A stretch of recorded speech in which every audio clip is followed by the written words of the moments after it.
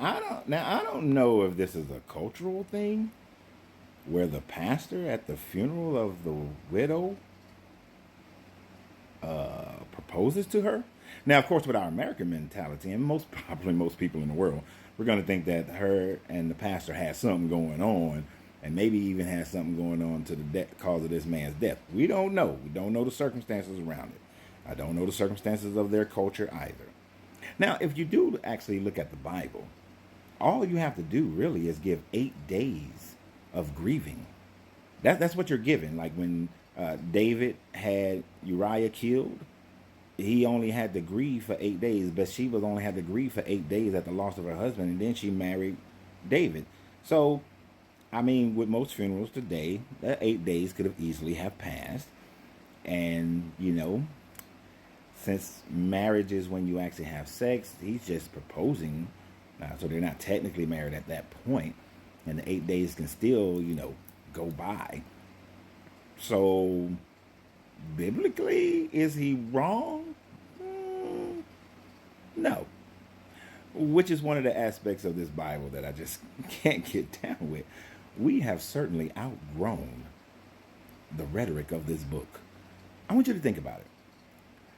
Majority of the world today says that slavery is wrong, but yet the Bible condones slavery. The majority of the world today will look at a situation where a young woman is raped by a man who is not betrothed, and because back then women were considered property, the reason why the rapist then had to marry the woman was for the solidarity of their society. But it was mainly about the bride price that now could not be obtained because he's taken that by raping her, so he now has to pay the bride price to the father. Now, if a woman was raped and she was married, the penalty was death because now he has violated the property of the husband. We do not look at women as property anymore, so we've outgrown this book, this understanding. But hopefully we've outgrown that you only need 8 days of mourning in order for you to then marry this woman who is grieving, supposedly grieving her husband, but I guess her grieving period is over. This type of foolishness is one of the reasons why. And I know people are going to say, well, that's man. But this is man living their lives based on the belief of this book. But y'all have a great day. And always remember, you got to free yourself because our morality have freed ourselves from it.